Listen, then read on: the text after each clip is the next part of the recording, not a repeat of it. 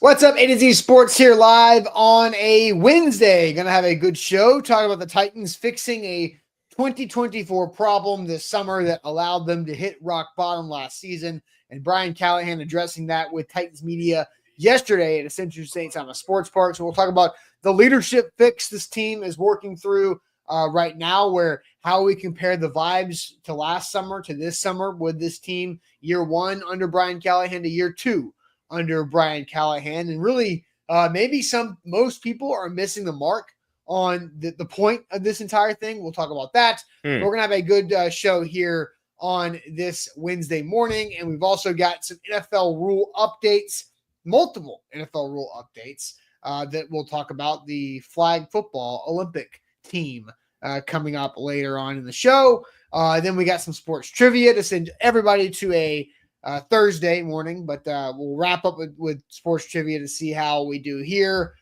You and I, Easton, need to get better. We always need to get better with our sports trivia. You and I are not as bad as Ryan and I have been the last couple of weeks, but it's been pretty tough. Like, I will say, tough sledding for trivia recently, but it's been a brutal stretch. That's all right. Yes, but welcome to Easton. Let's get this thing off and roll.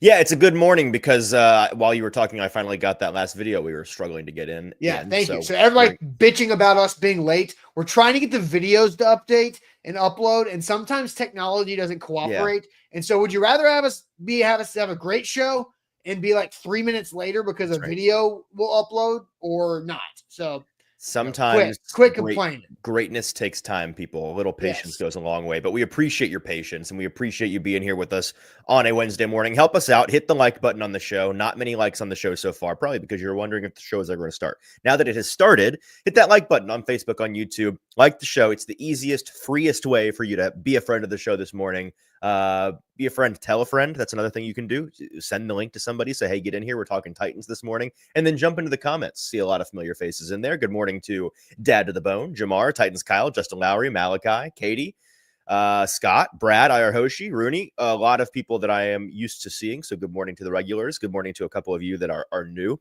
Always good to see some new faces in the chat.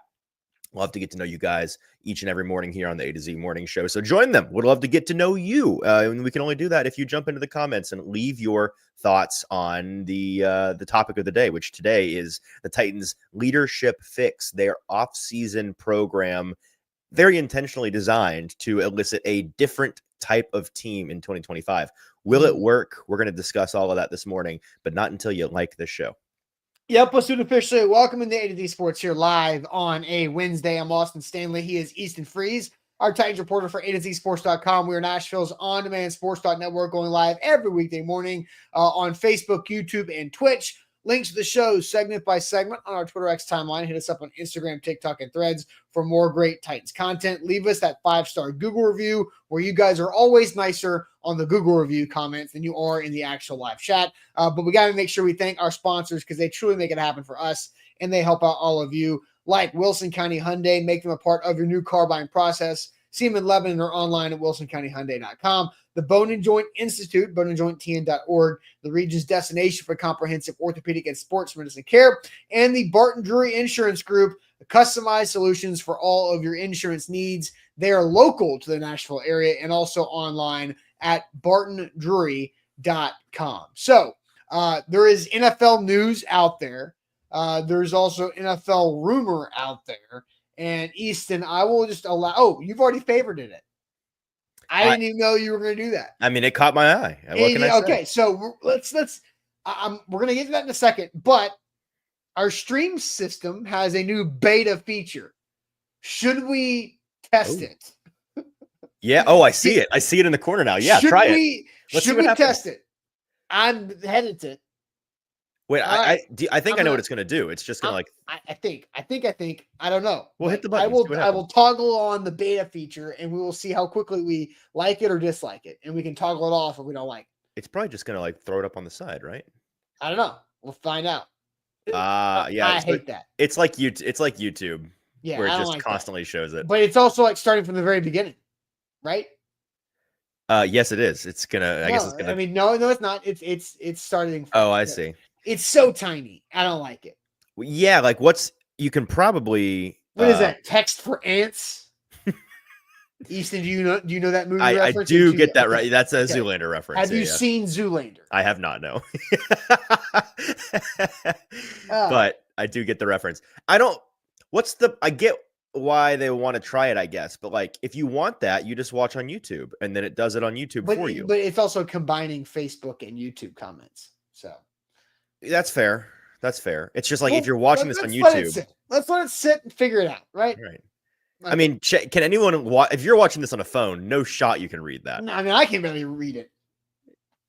Anyway, we'll you can resize it and move it. Sure, beta phase. He's probably right, but I don't think I just tried live. I think live you can't do it, but we'll see. Well, anyway. Interesting thought from StreamYard, but maybe need to go back to the drawing board just a little bit on that. I'm going to toggle off. All right, so let's get back to our regularly scheduled program here. So, do you want to address that rumor in the chat now, or let's just knock that out? Yeah, let's knock it out. Right, not make that so poor Easton, person wait. 50 Malachi put this up there on Facebook before I toggled on the. See, this is better. Yeah. Did y'all see the report that the NFL didn't give the Titans primetime games because they didn't trade the first pick to the Giants? Y'all think there's any truth to that? I did not see the report, and I do not think there's any truth to it. Report in air quotes. Clearly, there was somebody said that made Malachi say this. I have not seen whatever that thing was, but I saw it on a Facebook group. Oh, did you? Oh, yeah. Is this one of those AI things? No, this was not AI. This was just some guy. Oh, okay. Okay. Yeah.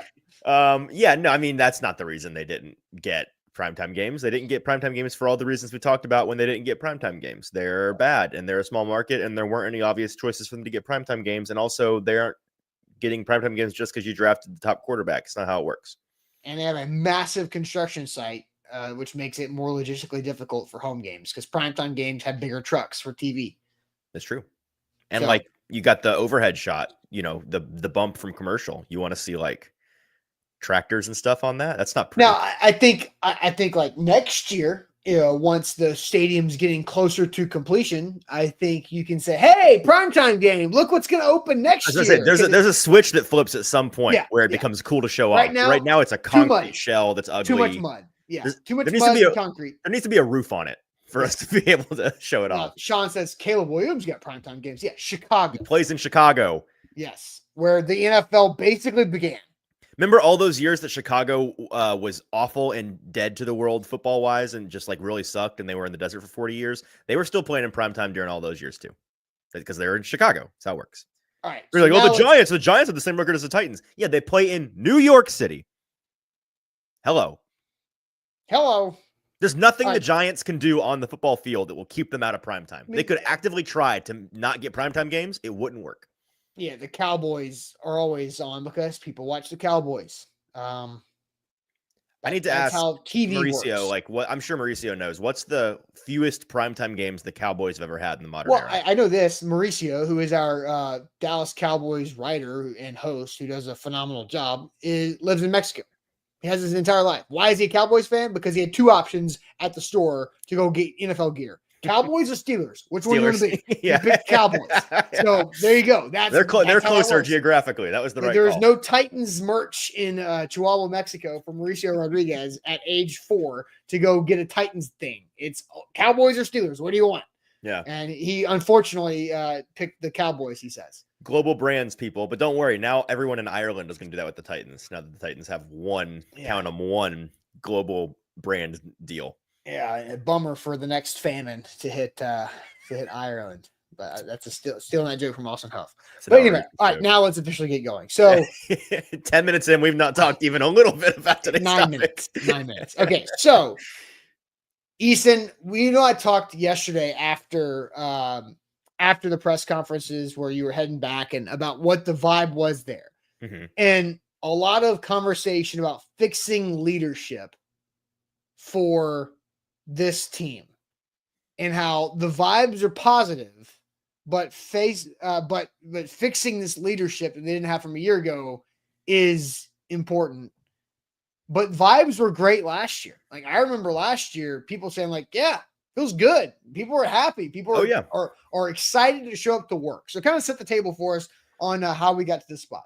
All right. I've got a kind of a bad metaphor to best explain it, because this is where you and I kind of landed on our conversation yesterday, and I hope this lands with people.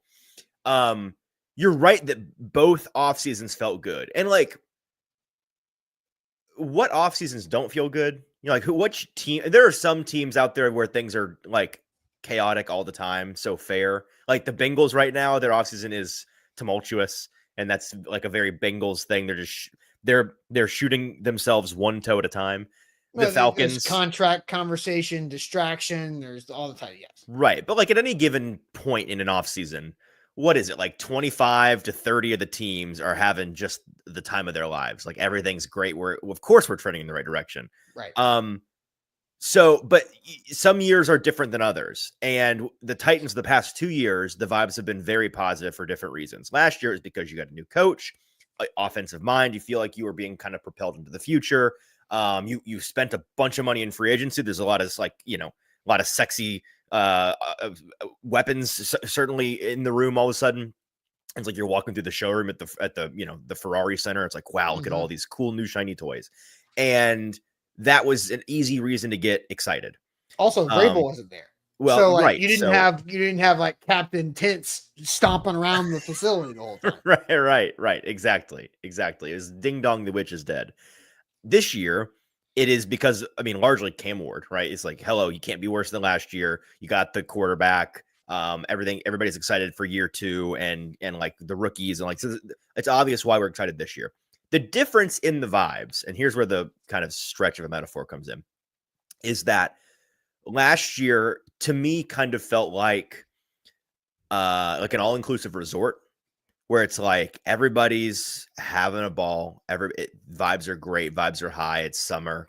Everything's perfect. We'll never die. Life is amazing. Except everybody's kind of like doing their own thing.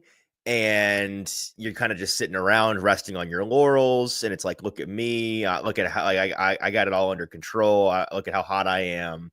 Everything's good. Right? Everything's fine. You're not worried about changing anything. You just want to go sit on a lawn chair and watch the waves and enjoy your pina colada. This year, the vibe is like summer camp. It's like leadership camp. It's like, everybody's coming together. Yeah. And so like we're still having a good time, but we are all actively working to get better and to come together and to be a more cohesive unit and to be a better team and to eliminate to be better, to come out of this thing better than we started it, kind of thing. And so I don't know if that lands with you or if anybody in the comments, but literally at the Titans camp, so it's just like the vibe from the people doing the work there. Because that's what we go. We go and observe their work and see how they're doing it. That's kind of how it felt to me. Like last year, it was very like Rand Carthon walking around in a sweatsuit and Calvin Ridley, like just being Calvin Ridley. And it's like, wow, look at this is so cool. Everything's great. No worries. Everybody's, just doing their own thing. And this year it's like, we're having a great time and everybody's loving getting to know each other, but we're loving getting to work and we're loving getting to know each other and be a better unit as a cohesive thing and not individuals. Yeah. Yeah, I buy it. I buy that. So let's hear from the head coach, Easton. And that's super clunky, but I think that's the right way to put it. Okay. It's like the last spring break before you go to college when you're like, everything's great. And now you're like, oh, the real world happens. Like, and then you got to figure it out. Then you have some hard times and then you have to go back and actually like be productive and learn lessons and life stuff. Mm-hmm. That's kind of what they're doing. They had spring break last year, no consequences. They could do whatever they want. Had a great time. Right. And then they got punched in the face by the real world. And now they're like, damn it, that sucked. Okay, we're still going to have a good time because we enjoy each other, but let's actually be productive here. Yeah, well, let's hear them explain it. They probably do a better job than I do. There you go. Yeah. Are you going to play the clip now? No, you push it. Oh, I push it? Okay. Well, this first clip videos. It's a good point. Fair enough. All right. This first clip is from Brian Callahan. He kind of gave an overview of the offseason program at the top of his press conference. Yeah, we'll see if it pays off. I can't make any statements about anything paying off now. We'll see in September, October, and from then on. But I reflected really hard on what I wanted the offseason to look like. It is definitely structured much different, just in terms of what we're emphasizing and how we're emphasizing it.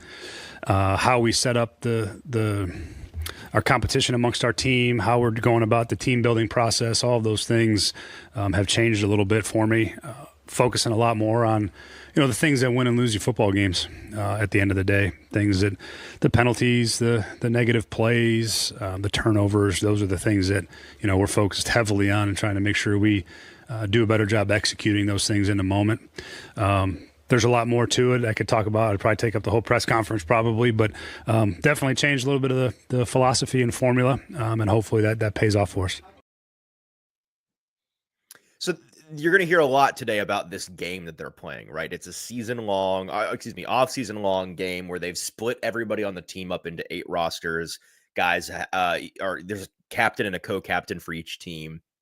And if you've seen the Titans social media, they've been doing a lot of videos about literal games being played at the end of practice. They had rock, paper, scissors, they had tug of war, and then they had the most recent one was like a race to see who could drag a sled across the finish line faster between 2 guys. So kind of like tug of war, but solo. Mm-hmm. They're doing that kind of thing. And I wish, in hindsight, I had asked Brian like for a rundown of all the games, because I'm sure I think they're doing one like every day. They go out there and practice. Like what else have they been playing? Maybe we'll get that. How many games? Like who's the like? So I don't know about you, but this is like side tangent ADD show. Okay. By the way, but I had a high school buddy who was in charge of like everything, all this stuff. Like the trunk of his car was just full of things to play. Yes. I was that guy. Full of like he had flag football stuff. He had all like any type of like sports ball, any type of thing to play. It was just like, all right, he was leader of the competitive vibes. He opened the trunk and he would always organize, hey, we're playing pickup ball at this court at this time. Who's coming? And then he would like peer pressure you into showing up or not. Yeah. And so like I am now a dad who has like a bunch of important things in his car, but my car's kind of a mess in the back because I still right this minute can walk out to my parking lot and I have a Frisbee, 2 footballs, a basketball, a softball, and a baseball glove back there. Just ready to go. Just whenever. And I have one of those, the vortex balls where it's like the little football with the tail on the end and it goes. Is it whistle? Yeah. Those things you can throw a country mile. Absolutely. Yeah. So anyway, back to the actual conversation here. Like, that's Brian Callahan. How many of these do they have in their bag? Like, right. Who is the guy leading all this that's planning it all? Because that takes time. But I do think. I'm picturing Nick Holtz on January 7th, like Googling like camp games and writing down a bunch of ideas. Look, there's all types of stuff you can do. And so do you want to play other videos? Do you want to play Tony Pollard? Do you want to play one of these other videos before we get into some of the conversations? Yeah, I have a couple comments to get to as well to kind of open up the dialogue with it. Yeah, let's save Callahan's second video and play Pollard. Kind of gave a run. This is a longer video, but he gives a lengthy rundown of the player's perspective on all of this and kind of breaks down some of the details about this competition. Just kicking it with guys outside of football, outside of X's and O's, just learning about your teammates, learning the backstories, just doing things outside the facility with the guys, so it's a great thing for the team in the long run. Have you been scoring some points? What was that? Have you been scoring some points? Yeah, we got a good score right now. Who's on your team? It's about 10 or 12 guys right now. So, yeah, got about 10 guys on my team. Captain and associate captain of your team? Right now, I'm the captain of the team. The associate captain is Sweat, T. Sweat. What are you guys playing for? That's a good question. I'm not sure what the prize is. I just know guys are competing, making it fun, and it's a good thing to have that, that fun energy around the building. Do you know what the punishment is that you're trying to avoid for coming last? I don't, but I just know I don't want to be last, so that's something I'm not really worried about. Do you feel like that program has kind of like increased the level of competition between each other in this time, like phase 2 as opposed to last year? Definitely. It gets guys talking that don't normally talk. Then the way that Coach, he set up the locker room different this year. It's not position groups and you send with your running back group or you send with the receiver group. It's everybody's randomly sitting by each other. So you got to talk to different guys. Get to know people throughout the locker room. So it's a great thing, just connecting with the whole team. How's that been for you so far? Like, have you gotten to know anybody a little bit better just in this short time? Definitely. Just sitting next to my locker mates, talking with the guys that's on my team. We have this thing where we do it's called the 4 H's. where we go and talk about our history, our heroes, our hopes, and our heartbreaks. And all the guys tell their story, and that's just a great thing, you know, just learning backstories, what guys have been through, and what they had to overcome to be where they are now. The guys, who are you next to in the locker room now? I'm sitting next to my left is Sneed. I got L'Jarius Sneed to my left. To my right, I got Keandre Coleman. Beside him, I got Sid. Who's beside Sneed? I think Tajay is beside Sneed. Then it's Lloyd Cushenberry. Then it's Cam. Then it's Ridley. Then it's on down the line. Yeah. So Cushenberry and Ridley are the ones outside of, you know, directly next to Cam Ward. I picked up on that at the very end. But Write that down. Yeah, exactly. yeah. So I think which is, if you go back and listen to anything Cam Ward has said, like The two guys he needs to have the best relationship with, by the way. But it's also like the center two and your players top that he option. has name dropped most is Lloyd and Rid. Oh, is Lloyd that right? and Rid. Okay. Yes. If you go back and just listen to it, I picked up on that just naturally, but go back and listen to it. That's kind of confirmed that I think that's how that works. But all right, so a lot of this is very interesting, right? Like and so somebody saying this It's so summer camp, right? I mean, Justin says, I really like this idea. It reminds me of how high school ball is. Yeah. It reminds people of a lot of things. It also, like, there's a different, it reminds you of high school ball. It reminds you of Remember the Titans. It reminds you, which Easton has not seen yet. Yeah, it reminds me for sure. Now you have to go, yes. Now you have to go watch it because you have a reason to for work. That's what this is. That's what they're doing here. Now I'm going to do a video essay in the middle of July on. No, I mean, but that's what they're doing. That's what they're doing here. And to me, there's another example you can take from it. It's if you go on a bachelor party, right? And there's going to be guys in the bachelor party that you don't know. But by the end of that weekend, you guys are tight. And then you see them at the wedding a month later, and you're like, yo, and you guys are picking up right where you left off. And and so that's what they're doing. But like, you would have never done that at the wedding, which is game day, right? If you didn't have that experience over the weekend of the bachelor party. Good point. And so like that's another reason of what this is. And you guys can really build relationships because you're having real conversations about the 4 H's, which is great because I think anybody that's had a 3 a.m. conversation on over Kitchen Island has talked about history, heartbreak, hopes, and I forget the other 4th H. But history, not heartbreak, agriculture. hopes, and yeah, I probably should figure out what that 4th H is. But yeah, he said it. I just forgot it. He did. History, hopes, heartbreaks, and heroes. So I missed heroes. So like you talk about that stuff. So I think this is very interesting. So do we want to get to our question here? Yeah, let's ask people the question as we continue to break this down.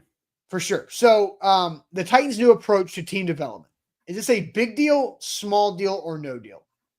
Big deal, small deal, or no deal. The Titans' new approach to team development here on this Wednesday. Maybe we'll play that Tony Pollard clip again for those that missed it because I thought, talking about it and then hearing it again, you pick up on more things. So big deal, small deal, or no deal, the Titans' new approach to team development. But first, the Bone and Joint Institute's where you should turn if an injury happens in life, which happens just like in football. Injuries do pop up at times. On my bachelor party, Zach sprained his shoulder. Just made a weird step, fell on his shoulder, and had to go to the Bone and Joint Institute the next day when we got back. So you can check out the Bone and Joint Institute for any type of injury of any different way the injury occurs. You can take care of that in Franklin off I-65 and Highway 96, boneandjointtn.org. There's so much more to say, but first, make sure you have liked the show and leave us a 5-star Google review if you don't mind. That is the easiest way, besides liking the show, that you can be a friend of the entire site today. Go to Google, search A to Z Sports, leave a 5-star review. It is extremely helpful for us, our brand. And again, it costs you nothing, just a brief moment of time. So we appreciate you guys doing those. All right, so we've got big deal, small deal, or no deal. Let's play the Tony Pollard clip again. Then Easton, I'll send you to the chat for it. But I'll grab this clip from Tony about the Titans' new approach to the offseason team building relationships here. So here's Tony Pollard talking through it again. Big deal, small deal, or no deal for this team. Just kicking it with guys outside of football, outside of X's and O's, just learning about your teammates, learning the backstories, You know, just doing things outside the facility with the guys. You know, so it's a great thing for the team in the long run. Have you been scoring some points? What was that? Have you been scoring some points? Yeah, we got a good score right now. Who's on your team? It's about 10 or 12 guys right now. So, yeah, got about 10 guys on my team. Captain and associate captain of your team. Right now, I'm the captain of the team. The associate captain is Sweat, T. Sweat. What are you guys playing for? That's a good question. I'm not sure what the prize is. I just know guys are competing, you know, making it fun, and you know, it's a good thing to have that, you know, that fun energy around the building. Do you know what the punishment is that you're trying to avoid for coming last? I don't, but I just know I don't want to be last, so that's something I'm not really worried about. Do you feel like that program has kind of like increased the level of competition between each other in this time, like phase 2 as opposed to last year? Definitely. You know, just it gets guys talking that don't normally talk. Then the way that you know, Coach, he set up the locker room different this year. You know, it's not position groups and you know, you send with your running back group or you send with the receiver group. It's everybody's randomly sitting by each other. So you got to talk to different guys. You know, get to know people throughout the locker room. So it's a great thing, you know, just connecting with the whole team. How's that been for you so far? Like, have you like gotten to know anybody a little bit better just in this short time? Definitely. Just, you know, sitting next to my locker mates, talking with the guys that's on my team. You know, we have this thing where we do it's called the 4 H's, where we go and talk about our history, our heroes, our hopes, and our heartbreaks. And all the guys tell their story, and that's just a great thing, you know, just learning backstories, what guys have been through, and what they had to overcome to be where they are now. The guys, who are you next to in the locker room now? I'm sitting next to my left is Sneed. I got L'Jarius Sneed to my left. To my right, I got Keandre Coleman. Beside him, I got Sed. Who's beside Sneed? I think Tajay is beside Sneed. Then it's Lloyd Cushenberry. Then it's Cam. Then it's Ridley. Then it's on down the line. Yeah.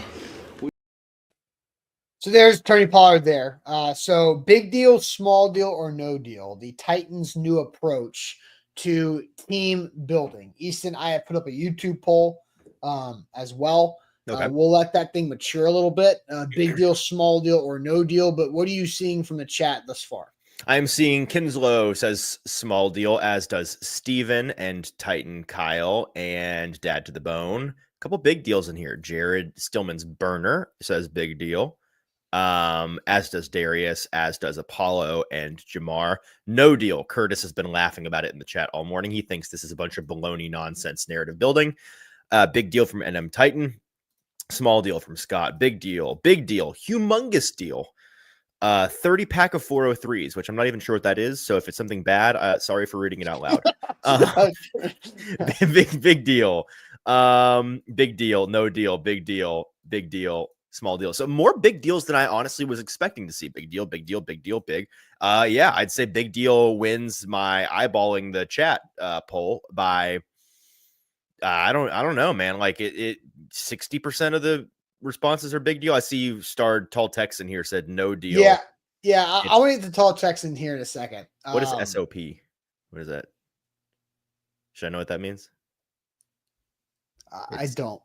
That is out of limit. I'll figure it out later. But yeah, but we can talk about that in a minute. The whole thing of and he says this, all this team building stuff. I'm gonna look up what SOP that means nothing when it's 3rd and 6 in Denver. So basically, it's irrelevant. Oh, it's not bad. Standard operating procedure. Okay. It's not. It wasn't last year. Yeah. So, and when it's 3rd and 6 in Denver, and also for the record, we talked to 4 players yesterday and asked them all in different ways. Basically, like, is this new? Have you because they've all like Pollard.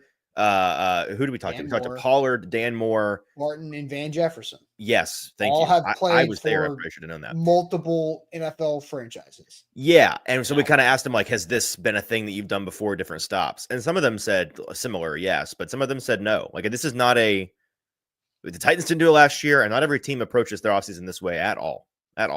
Yeah, so Paul Texan says it means nothing 36 in Denver. Then you see Andrew Brown saying fight for the guys next to you. There's more to lose when you have that connection. You'll get more of an effort if they care about their teammates. So that's where Andrew is saying it does mean more on 3rd and 6 in Denver, or Tall Texan disagrees. I am all in on this. I think this is a big deal. Okay. Because, and I also think, like, Tony Pollard was asked, so what's the prize for winning? And he was like, I don't know. He said, well, what's the punishment for losing? I was like, I don't know. I just don't know. We asked Callahan that too, by the way. Well, I caught him on the way out the hall, and he was like, it doesn't matter.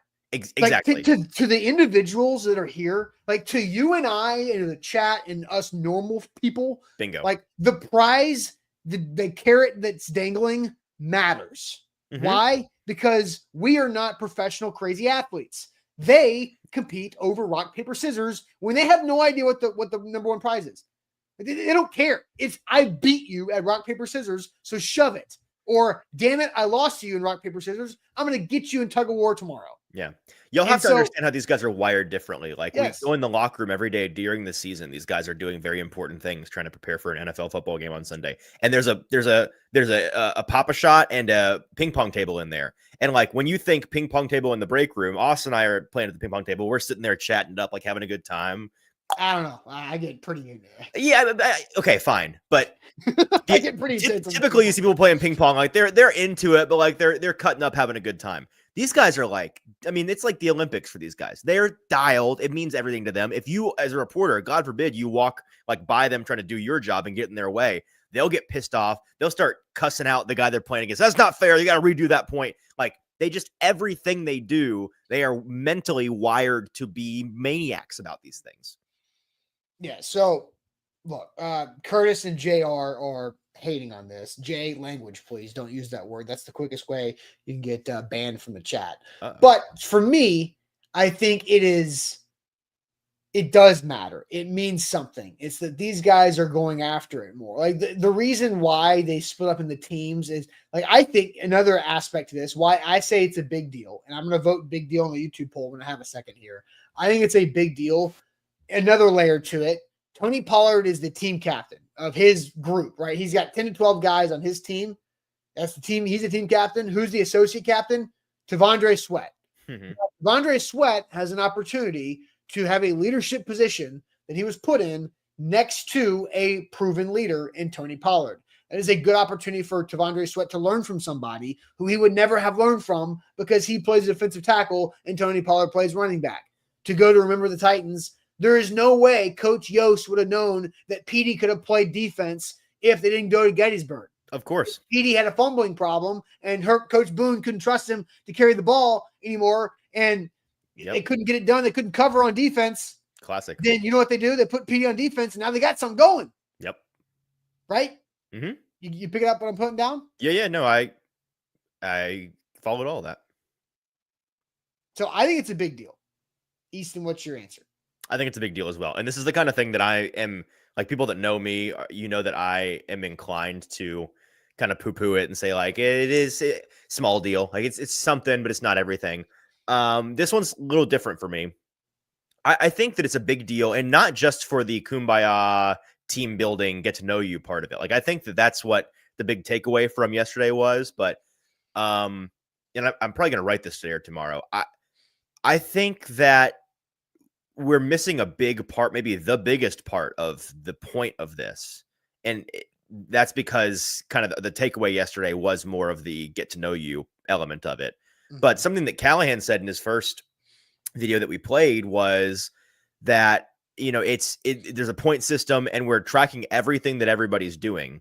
And I think the point here is another article that I'm going to write here in the not so distant future is about how, and people that watch the Titans know this, last year, not only were they a bad football team, obviously a bad football team, they were also uniquely gifted, or maybe unlucky at doing things that are like inexplicable. Like, again, shooting one toe at a time, not just shooting yourself in the foot, but like taking a pop at every toe individually with aborted snaps and fumbles and, obviously all the plays you can't even, how do you describe the bucket you put all of the like Will Levis plays in, whatever that is, that kind of thing. Right. So the the they video did, game algorithm bucket. right. I talked about it with Ryan. Yeah, yesterday. explain this one more time because this is a So- good comp. So, like when you're playing a video game, like I know the newer video games have a button that you can like cover up the football when you're running through traffic. That's not what I'm talking about. I'm going back further before that was a thing.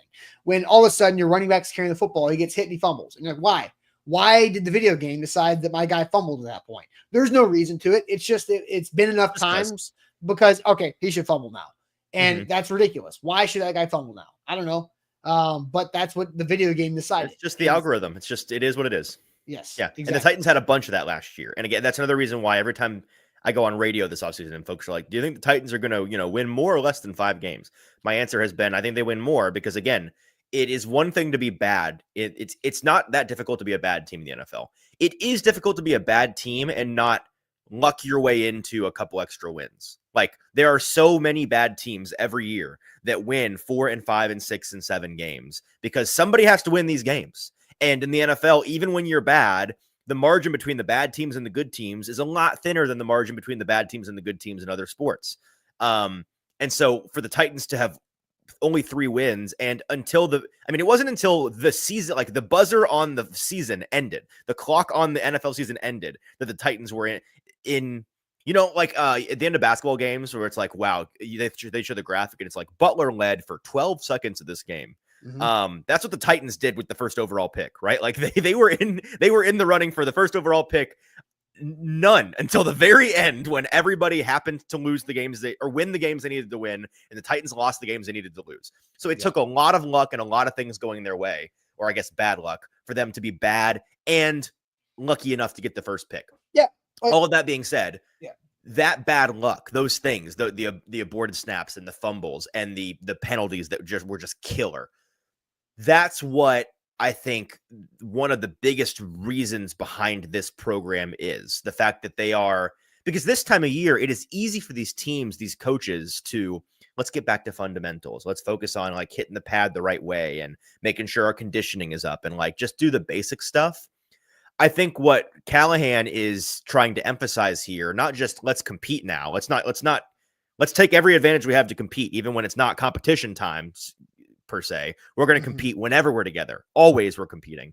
He's also saying we're always going to be focusing on not doing that bull bleep again. Like we're going to, every time this time of year you fumble, it's not going to be like other teams where you fumble in May and it's like, well, hey, we got to get that under control and let's do some punch out drills and don't do that in November. No, it's going to be, hey, you fumbled in May in a drill against air with no pads on.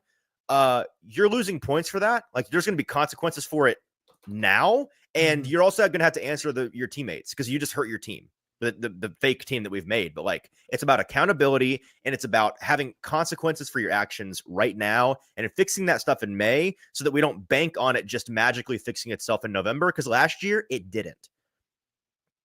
100%. For sure. So. And that's fumbles, it's interceptions, it's penalties, it's punching a guy because you're angry. Like it's all of the discipline stuff that makes the good teams good and the bad teams bad, right? It's the stuff that we pull our hair out over in November. But this time of year, it's so easy to hand wave and be like, oh, well, it's May. They're not even in pads. Who cares? Oh, Bashal Tootin put the ball on the ground in Jaguars practice. Who cares? Well, the Titans are saying we care. Yeah, because like if you just go through the fundamentals on how to hit the bag and how to move Bertha, right? Like, okay, all that stuff gets so boring. Like the second, third time you do it. But if you're mixing it up with some silly competition things where you have like a random split of the roster into groups and there's points being tallied for everything, then that works. So Orlando said, how many 1-score games the Titans lose last year? I mean, not a lot. I mean, definitely I think they were some. in 6 or 7 1-score games. I'll look it up for you. So I've got it right now. So Chicago, the Jets were 7-point games. The Colts 3 points. Let's see, the Jags was a 1-score loss. The Colts was a 1-score loss. The Jags a 1-score loss. So that's 6 1-score losses, 8 or less. But you've also got the Bengals game that was a 10-point game. You've got the Minnesota and the Chargers game that were both 10-point games. And just because of how we know how those 2 games went, the Titans had opportunities to win in LA and against Minnesota at home. Those were That was the back-to-back weeks where Roger McCreary had the scoop and score on the frame-by-frame Justin Herbert review. And then the next week in Minnesota, the Vikings get gifted like 13 points off of really, really bad officiating calls. Mm-hmm. So that's, if you include those two 10-point losses where we know the flow of those games, then you can say there's 8 games where the Titans were like right there in it. Mm-hmm. And so we know how the first 2 happened and were lost. And so others, we kind of know that as well. Now they were trying to lose the ones with Jags later on, but that's beside the point. Yeah, I think the bottom line thing that was kind of missed yesterday, which it's kind of a shame, but also I understand why it was. And it wasn't until I went back and kind of re-listened to these things that it kind of is stuck with me. It's just the fact that the Titans are taking, like, I think they're going the extra mile more so than most teams in tracking everything this time of year. Mental errors, penalties, negative plays, turnovers, effort, even like effort and finish, like tracking GPS data and stuff like that, emphasizing the things that got them beat last year, like all of the things that ultimately got them beat, not just again, we understand they were a bad football team because they had some fatal flaws positionally and their depth was really bad. And you had some bad players out there at times, but it's not like that. Those bad teams are still capable of winning games that they didn't win because of these things that got them beat, these detail finish things. And the bottom line is the Titans have to not lose games this year. Yeah. That's the charge. That's the number one goal of the coaching staff, to keep their jobs. And it's the number one goal of the team to get better. And I think that it's a big deal that they are, in a really unique and creative way, emphasizing fixing those things now, when most teams don't really focus on that kind of thing until August or the preseason. No, they're saying it's early May. We're going to start in early May and going to do it from there all the way through. Yeah. So look, the YouTube poll results are in. We've got big deal, small deal, or no deal for the Titans' new off-season approach to team development. 60% big deal, 32% small deal. Only 8% of those votes were no deals on the YouTube side of things. So I think Jeff and Curtis and Jay, the loudest people against this, are all on Facebook. So that maybe there's more no deals out there than the YouTube shows. But get on Facebook. Yeah, well, just tell you, Jeff, bounce on over to you've got a YouTube account. We know it. Or get on YouTube. Excuse me. Yeah, YouTube's free. So, get out there. Yeah. So look, I think it's a big deal for this team because look, this team's talented. Like they have talent. They just didn't know how to put it together. And I think this is a massive step towards putting it together and have it being utilized the correct way. Agreed. Let's get to a super chat before we get to the next the next segment in trivia about the Olympics. King VC just says, lock in, like the show. What up, King? King VC. Thanks, King. For that. And then Noah brings us up. This is like day 2, back-to-back days of Noah bring this up. And I don't know if you had a conversation with Noah or not, but shout out to Easton for hearing me out, my Birch reasoning. I promise I'm not crazy, Austin. I actually have decent reasoning, a bit optimistic, sure, but valid conversation. So you had a conversation with Noah. I told Noah he knew where to find me. Anybody can just DM me on Twitter. If you have an interesting conversation to be had, I'll respond. And that's what Noah did. And we talked about it, and we see it a little bit differently. But he made some decent points about maybe some misusage, the injuries being maybe overshadowing the production ability. I made some interesting points about whether or not he has actual dog and wants to compete in the NFL. He does not. Right. So, we had a conversation about it, and I was happy to do it with you, Noah. Now, I said yesterday, Easton, that I don't think Treylon Burks gets to 1,000 yards receiving in his career. What's he at now? 699. I think he does, because I think once he's done here, he ends up on some team that just finds a way to get something, like he ends up with the Chiefs or something, and it's just like he has one half decent year where he stays healthy. I mean, I think he gets just there. A couple 200-yard seasons. It's a great bold prediction. I mean, listen, I is it bold though? Because I'm not going to be shocked at all if you're right. First round pick receiver doesn't get to 1,000 yards receiving in his NFL career. Well, his career might already be over. Like he might. Exactly. You're the one that said he might retire. Like now. Look, I don't know anything. Traylon Burks. I just don't. I don't think he cares enough about football to be great at it, which is fine. He doesn't have to.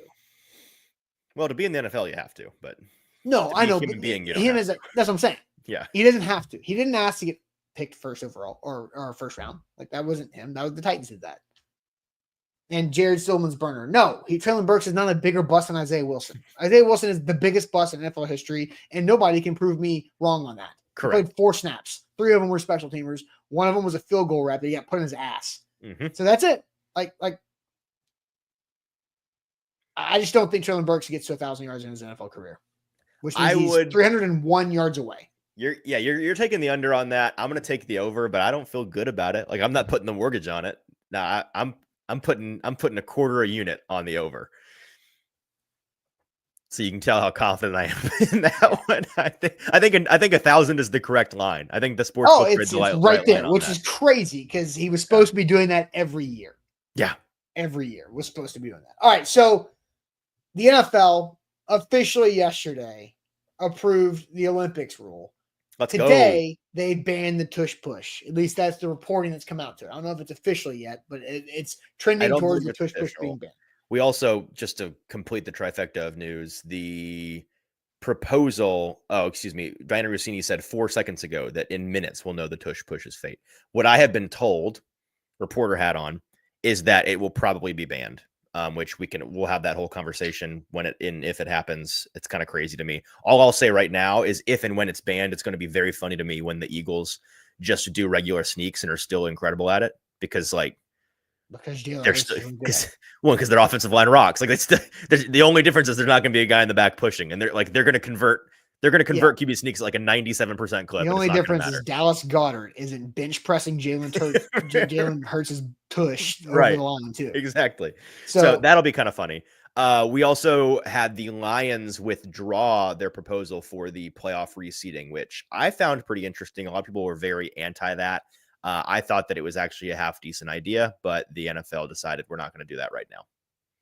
Fair enough. So you guys, in my last show of the week, tomorrow and Friday, I'm off the show. Ryan and Easton will be carrying you guys through the week. So you guys can talk about the tush push all day long if you want to. I don't care. But I do care about this. I find this conversation fascinating. The NFL did approve allowing NFL players to play in the Olympic flag football games in 2028. So let's get to that now. What current Titan would most likely make the Olympic flag football team? Mm-hmm. Which current Titan will be most likely to make the Olympic flag football team? The caveat to this is NFL teams can send one person, right? They're not trying to have the entire Eagles wide receiver group and the entire defensive backs of the Broncos. The whole Pro Bowl roster's out there. Yeah. Yes. Yeah. It's just one guy per team. I don't know if it's like the old baseball all-star game where at least one guy makes it. And to the people that guessed Jeffrey Simmons and Tavondre Sweat, you guys don't know what flag football is. This is a skill players game, folks. Yes. So what current Titan, and this is in 2028. Mm-hmm. So Edward and Jack and others say Calvin Ridley. That's 30. Calvin's going to be 40 by then. 34-year-old Calvin Ridley. Yeah. Okay. Yeah. So what current Titan is most likely to be on the 2028 flag football Olympics right there? So we'll do that. But first, I'm going to tell you guys about our partners at Barton Drury Insurance Group. They're our partners because they sponsor our show, but they also are a health coverage provider for our employees and what we've set up with A to Z Sports. As our company has continued to grow, we had to take that next step and provide employee health coverage to our team. And we did that. We shopped around a lot. We spent so much time in 2024 trying to find the right group, the right partners to do that with, to take that next step in our company. And we found the Barton Drury Insurance Group. They're local in the Nashville area. All 4 of these guys down there on your screen, they're in the area and they can help you out with whatever your situation is, whatever your needs are, whatever product you're looking for. Because it's not just employee coverage for employers like Zach and I. You could also do everything from your insurance needs. It could be 401k planning. They also have umbrella. They've got a workers' comp, life insurance, liability, auto, property, and more. They strive to provide the best customer service as well, because it is very intimidating to try to read through insurance policies. But these guys are pros, they're experts, and they will help you understand the policies that you're looking at and understand the policies that you actually need. And they're also Titans fans. They're big sports guys in the area, so they can talk ball with you as well. So check them out online at bartondrury.com. There's so much more to say, but first, make sure you have liked the show and make sure you leave a 5-star Google review for us. Easiest way to be a friend of the show today is to do those two things. Thank you very much. What current Titan is most likely to be on a 2028 Olympic flag football team? Mm-hmm. Should I read the chat here? Hit the chat up. I'm All right, curious. we've got a ton of answers. Holy cow. Yes. All right, here we go. I'm going to ignore T. Sweat and Simmons. That's not how this works. Tajay Spears, good answer. Ridley, old. Pollard, is Tajay a good old. answer? Tajay is my answer. Whoa, that's your answer? Yeah, I put this on Twitter yesterday. Tajay is my answer. Yeah, but what are his knees in 2028 there, Easton? He'd be fine. There's no contact. He'd be fine. He can still run. Knees and non-contact injuries are peanut butter and jelly. No, he's only 23. I'm not worried about it. I know, but he doesn't have an ACL. Who cares? Levis, the turf and the flag football cares. Who cares? Levis is an interesting answer because Captain Zero pocket presence wouldn't have to worry about a pass rush or like people around him. He could just grip it and rip it and get the ball to the receivers in a hurry. I actually think he'd be half decent at flag football. Like, unironically, I think that he's not a terrible option. Cam Ward, also not a terrible option. Let's see him play in the NFL first. Let's go non-quarterback. Let's just go because any quarterback that's in the NFL would be very good at flag football. Yes, but some better than others. Like, I think the strengths that translate best to flag football are obviously accuracy and then the strongest arms. Like, yes, guys who can just get the ball there in a hurry and get the ball down. But I think Cam's arm angle that applies to flag football more than like Levis. That's true. That's fair. So you got guys got their hands. Creativity. I think creativity's in that as well. Like Mahomes and Cam Ward, who are creative throwers of the football. Like Josh Allen would be good, but Josh Allen's running style is also a bulldozer, which doesn't work in flag football. Yeah. Denise says, "Where's Sam? Is he on a honeymoon?" No, Sam does not work here anymore. Welcome to the show. Sam is covering the White Sox. Yeah. Jake says Ridley is it. No, he's not. He'll be in a nursing home by then. What are we talking about? Tajay, Ridley, that's it. I don't get it, man. Ridley. No, I think a lot of people think that we're playing tomorrow. We are not playing tomorrow. We're playing in 2028. Restrepo. Hello. Get a little listen. If Kyle Phillips was still on this team, he'd be my answer without a hesitation. Kyle Phillips would be awesome on the flag football team. He's built for it, like literally physically built for it. Yes. But unfortunately, Restrepo's a good answer too. Here's somebody that I knew would be a popular answer, but no. Malachi brings up pulling flags is different than tackling. What about Roger McCreary? Short arms, no good in flag football. So no, Roger McCreary would not be good at all. You need pterodactyl arms for defense to pull flags. So Roger fails again. It fails again. That's rude. He would be great. Again, the same way Roger McCreary is dinged for having short arms in the NFL is the same thing for flag football. He would be in position. He'd be right there. He'd be quick. He'd be twitchy, all the stuff. He'd be like glue on the receiver. But when it comes to playing the football in the air, he's got short arms. When it comes to pulling the flag, he's got short arms. He's got to be even tighter. Yeah, flag football defense is entirely about stickiness, length, and quick ball skills. Yeah, and speed. Those things. I think twitch over speed. Which is why I think Restrepo's too effing slow from Jack. I agree. No, he's not. Yeah. No, quick twitch is more important than speed in flag football. I mean, I'm not saying he'll be bad. I just don't think I think there are better options than Restrepo in terms of flag football fields are condensed. They're like playing. It's like if you can get open and all that. Did you ever play street football? Like on your right? Yeah. I'm looking at my street right now. It's like maybe 15 yards wide, Mhm. right?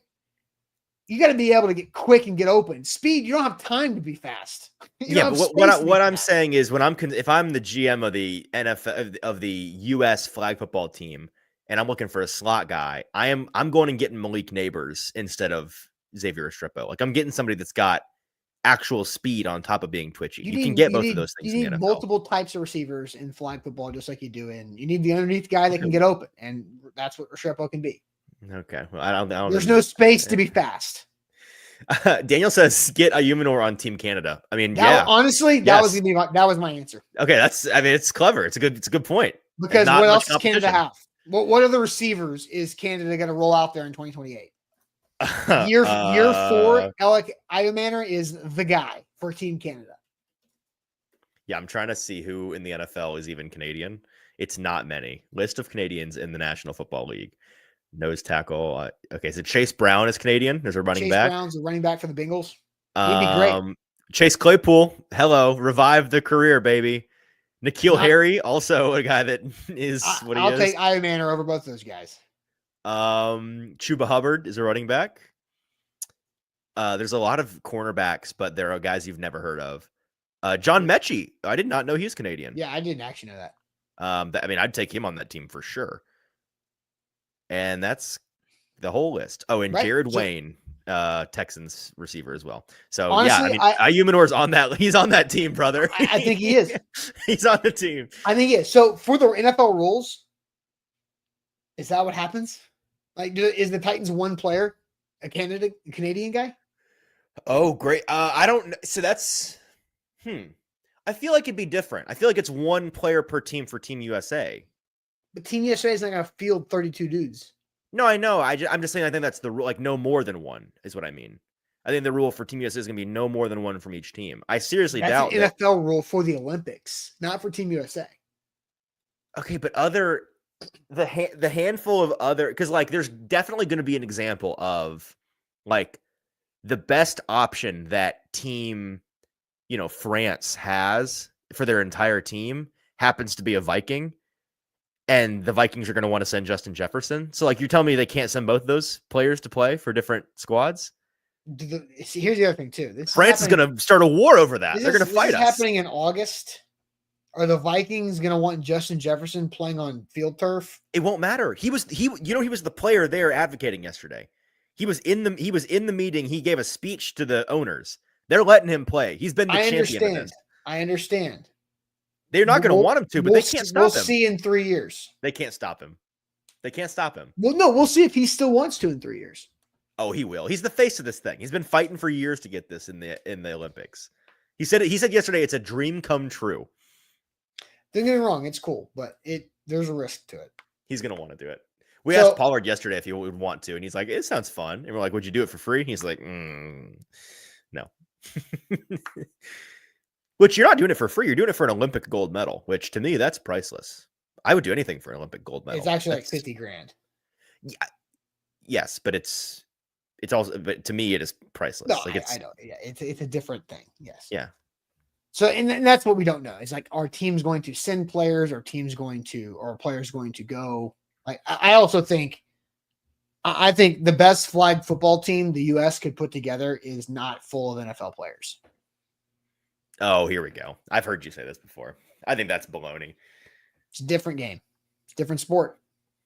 Well, there's like professional, there's like a U.S. League of Professional Flag guys. Yes. And this is what they say. They say that these NFL players can't hang. It's a different sport. It's not the same thing. Different schemes. Easton, do you know that there is a 3 quarterback system in flag football? I did not know that. No. Yeah, exactly. You know why? Because there's ways that you can have 3 guys on the field. Any of the 3 could be the quarterback throwing the football on any given play. Okay, well, here's the deal. There's an easy way for us to settle this. The summer before the summer, 2027, live on Fox in prime time. The all NFL flag team faces off against the Pro Bowl. Live on Fox. Come on. NBC's got this thing, baby. Okay, just It isn't the whatever. Olympics. Whoever wants to pick it up. I know, but this is not an Olympics sanctioned. Although maybe this is the trials. Is this the Olympic trial? Okay. So, Yes. all right. So this is the Olympic Yes. trial. That's fine. This is the Olympic flag trial. football combine. Right. I'm in on all of this. It's the all. I would be seated for this primetime event. Yes. The all NFL flag team versus the Pro Bowl team of the professional flag team, and just see what happens. And that's how you base your team. And if the flag guys are right and they can put their money where their mouth is about these NFL guys not hanging, and they just whoop them up, then fine, let them do it. You know what? I think the Raiders have a couple guys that would be good options. Oh, like the obvious guys? No. Like they just drafted that wide receiver that was a college quarterback. That's what I'm talking about. Oh, I see. I'm thinking like Julian Edelman. Okay. Because he was a college quarterback, can throw, because the 3 quarterback system, just to kind of break this down for flag football. So you have a guy that takes the snap, the shotgun snap, but you also have a receiver on either side of the field that is your option quarterback. So at the snap, depending on what the defense does, you can literally lateral it to the other guy, and now you've got a new field, right? Like, so it's you can literally run reverses and have 3 guys that can throw and do different things to create separation and deception and all that. So you need receivers or pass catchers who can also legitimately throw the football. Yeah, I feel you. So I think Kyler Murray would be great. I think Julian Edelman was, 10 years younger. He'd be perfect, but he's not. So yeah. I think, but that's where I think flag football, it's just too easily assumed that NFL players would create the best flag football team. That's just not how it works. I think NFL defenders would be really good. That's where you get like the longest, quickest dude out there to find. I was about to say, you're winning on pure athleticism. But you also can't push. Like you can't, if you're a defensive back, no hands. Like you need L'Jarius Sneed would be kicked out so fast. Right. Like so you cannot, that's the other thing too. It's like the rules are different. Like you can't go out there and have any type of hand contact in flag football.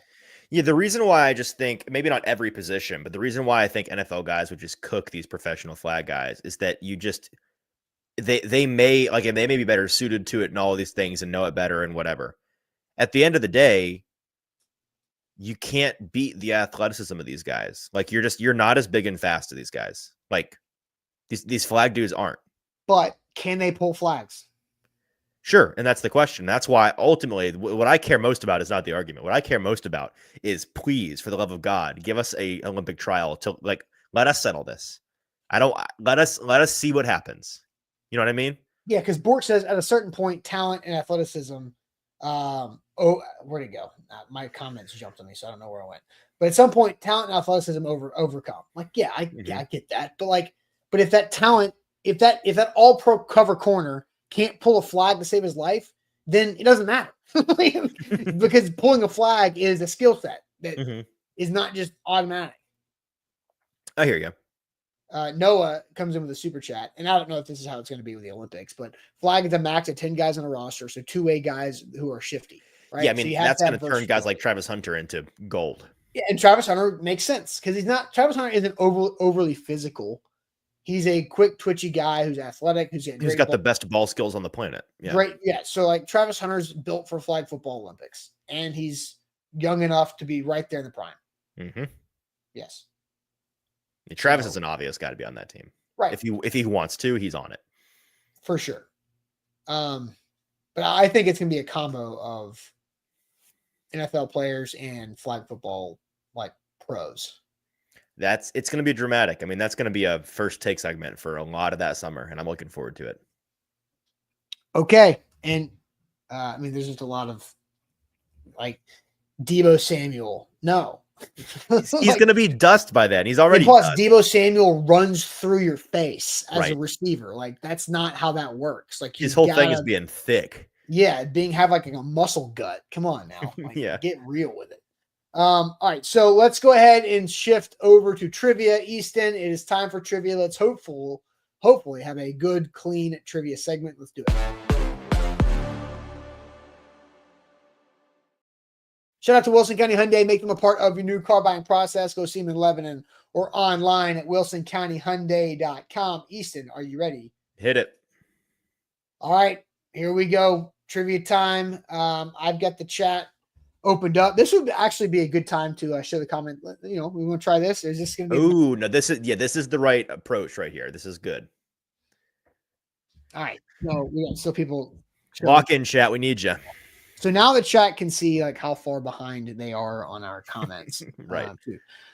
Okay. So NFL is where we'll start going counterclockwise around the board and finishing in celebrity mashup. Let's see. The over/under set by Orlando is 3 minutes. Orlando, that is so low. You have That's so way too much fast, faith in man. us. Way too much faith in us. All I'm right. taking the over, and I'm the one playing. Oh, All let right, me here get a we sip go. of water so I can talk clearly. Okay. Let's do it. Here we go, NFL. After winning XFL MVP in 2001, this QB won Comeback Player of the Year with Pittsburgh in 2002. Oh, Who is Tommy this? Maddox. Okay, that sounds right. Cars. The best 4x4 by far is a slogan used by this automobile brand. Huh. Is it Ford? No, that wouldn't be a Ford thing. That's 4x4. Subaru?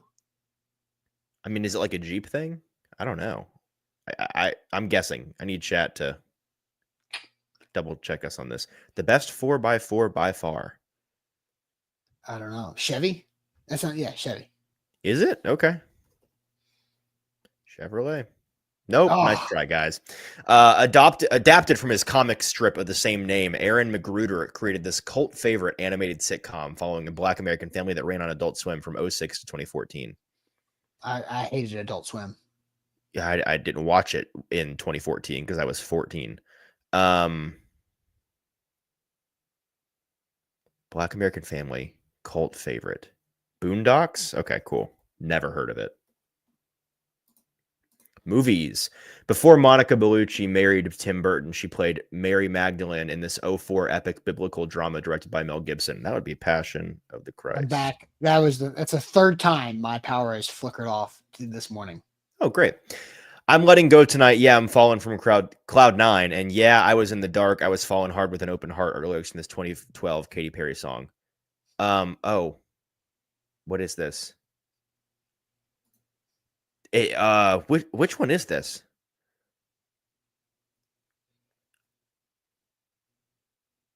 I know the song. What's the name of it? I don't know. It's not Teenage Dream.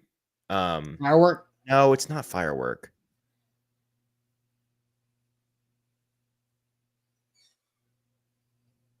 I'll know it when I hear it.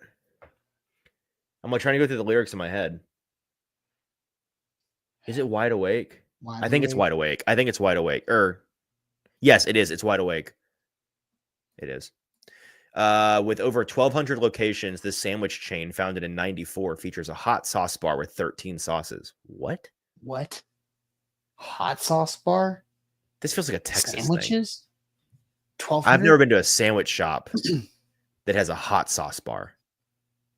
Jeff, we're reading the chat. You're behind. You're reading the chat, God, bud. dude. Chill out, Jeff. You're such a problem. Yeah, Jeff has got to relax. Firehouse. Is that right? All right. I mean, that makes sense with that. But I've been to Firehouse. I've never seen this before. Okay, cool. That's I'm right. not a hot sauce guy. The last two Western Conference finals to go to 7 games both involved this team, where they lost in 14 and won in 15. Yeah. Cool. Chat. I don't know the first thing about hockey. I always go into the hockey question thinking like this is gonna be the one. I know something. Nope. Never is. Never is. Cleveland does not have a hockey team. Western Conference Finals. Wait, is this hockey or this is basketball? No, it's hockey, guys. This is hockey. Oh. Jets? 2015. Penguins? No, West.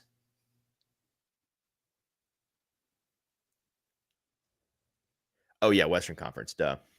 So not Jets, not Penguins, literally anybody. Does anyone know? Blackhawks?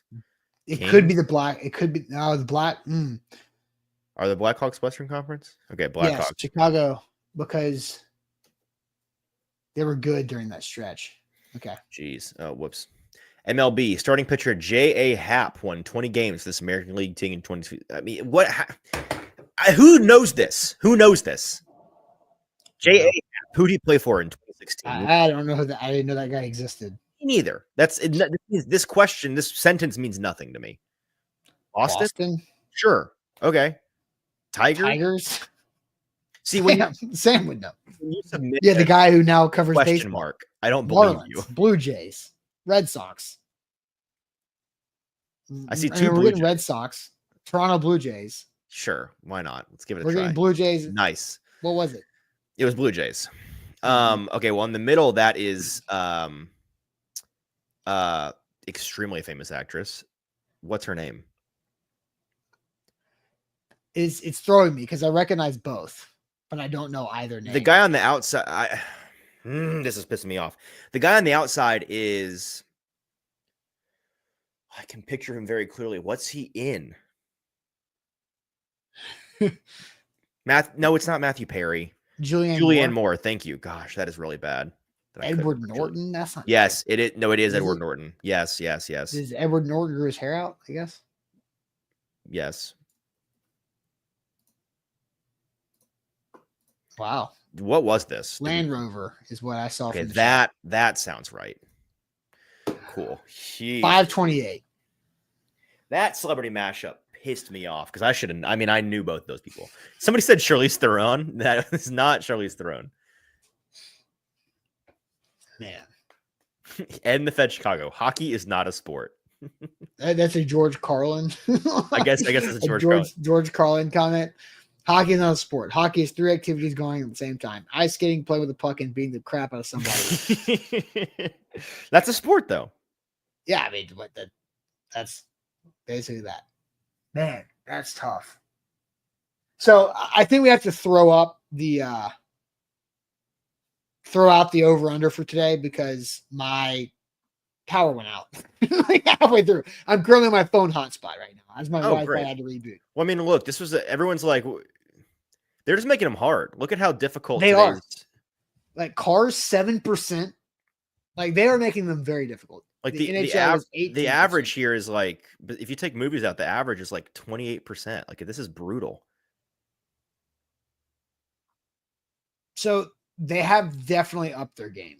These are way more difficult over the last 2 months, I feel like. Over 11,000 people have done it today. Only 60 of them have gotten every answer right. Total? Yeah, look. 60 perfect scores out of 11,200 people. That's crazy. Yeah, it's outrageous. Roger says the weather sucks here, Austin. The power has gone out 3 times in 4 days. My power has flickered 3 times today. The weather in Nashville has been just so annoying the past couple days. I'm so sick of it. My backyard is a squish fest. All it is just mud and water and grass. Well, we get dry today for the next couple of days. So. Thank goodness. Dry that stuff out. Mm-hmm. And, Draylen's right. It's called trivia, not questions everyone should know. But we want to know all the questions, And Dalen. the problem is we have like multiple hundred people playing together. Which right, is we're crowdsourcing this. We should be able to get all the answers. Now, it's also like difficult because we have blind spots. The chat is delayed. And so I know the chat being delayed just makes it really tough. But that's how it works. And that's what we're going to have to deal with. Because when Austin and I hit a roadblock and we just don't know, we have to just sit here and vamp for a good 20, 30 seconds before your answer is hit. Because you guys in the chat are still answering the previous question. Correct. Not y'all's fault, obviously. It's just the technology. Jokes on y'all for assuming we're smart. Yeah, I never made such. Crowdsource the internet for accurate question answering. How many A to Z idiots does it take to complete a trivia? Apparently, roughly 250. 250. Yeah. All right, guys. That's it for us today. Make sure you hit that like button, like the show before you go. I don't like this toggle stuff. That's stupid. All right, like the show before you go. And Easton and Ryan will carry the torch for the rest of the week, talking tush push and more on Thursday and Friday. We'll catch you guys later on. Appreciate it as always.